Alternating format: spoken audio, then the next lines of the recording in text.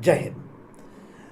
कुछ दिनों से जो नेपाल में हो रहा था, जो हमारा पड़ोसी ही नहीं है, हमारे सर के ताज पे बैठा हुआ है और हमारा हिमालय किंगडम का एक बहुत बड़ा पड़ोसी है और हमारे रोटी और बेटी का संबंध कहता है, तो हमारी बहुत ज़्यादा उनके साथ लगाव रहा है, हमारा बहुत बड़ा कंसर्न है और वो एक बफर स्टेट की तरह बन जाता है बिटवीन इंडिया और चाइना की तरफ। जिस तरह से चीज़ें बदली थी खास करके 2008 के बाद, और वहाँ पर जो लीनिंग हुई थी माओइस्ट कम्युनिस्ट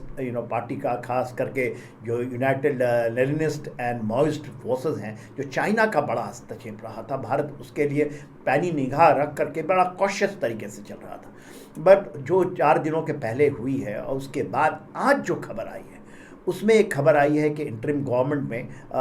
फॉर्मर जो चीफ जस्टिस हैं सुशीला कर्की हैं, महिला हैं, वो शायद बने और उनका नाम मोरलेस डिसाइडेड हो गया है और एक बहुत बड़ा कदम है और भारत के लिए एक बहुत बड़ी अच्छी बात है, क्योंकि ये जान लेना कि ऑल ऑफ सडन उनका नाम आया है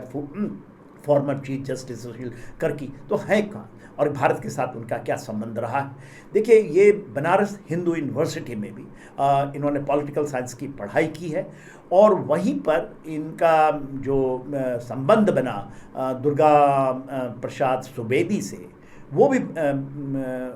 भी बनारस हिंदू यूनिवर्सिटी में हुआ था और उनके हस्बैंड हैं, ये एक यूथ लीडर हुआ करते थे नेपाल का,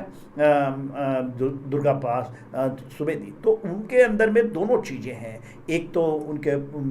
एक है उनके पास बहुत बड़ा अनुभव है जो न्यायपालिका से संबंध रखता है, और दूसरा पॉलिटिकल साइंस में भी उनका क्योंकि उन्होंने किया है, और तीसरा भारत के साथ जो एक लगाव रहेगा, क्योंकि कहीं ना कहीं बैक ऑफ माइंड वो भारत के साथ बनारस हिंदू यूनिवर्सिटी का एक बहुत बड़ा लिंक है।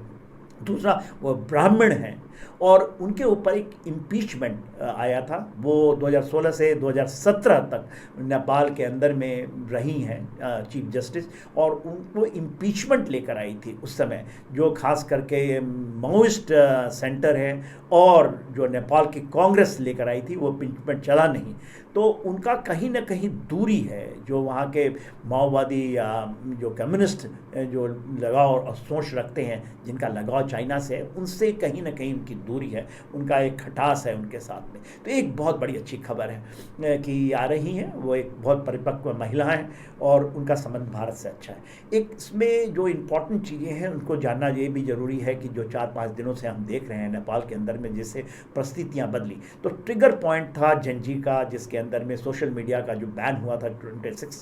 सोशल मीडिया, उसके बाद परिस्थितियाँ आई और लोग सड़क पे आ गए। मगर कहीं ना कहीं ऐसा लगता है कि ये यूथ के अलावा भी ये अंदर से भी कुछ चीज़ें हैं कि खास करके 18 जेलों से 6000 कैदियों का निकल जाना, उनके सारी संस्थाओं का,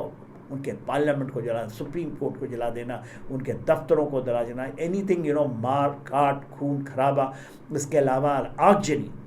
और जितने भी जो कम्युनिस्ट, चाहे ओली हों, चाहे प्रचंड हों या द्वेबा हों, उनके घरों को जला देना, उन तो कहीं ना कहीं आक्रोश तो है जो कि कम्युनिज्म के साथ दिखती है जो पहले, और उन्होंने कहा कि ये प्रौढ़ लोग, बूढ़े लोग और यंग के बीच की लड़ाई है। तो ये हो सकता है कि इसमें कहीं बाहरी हस्तक्षेप ना हो, ये स्पॉन्टेनियस है और नेपाल के चेंज के लिए बहुत ज़रूरी है। और इसमें जो वहाँ के आर्मी चीफ का एक बहुत बड़ा एक रोल रहा है इसको शांत करने में, जो जनरल अशोक राज सिंघल हैं,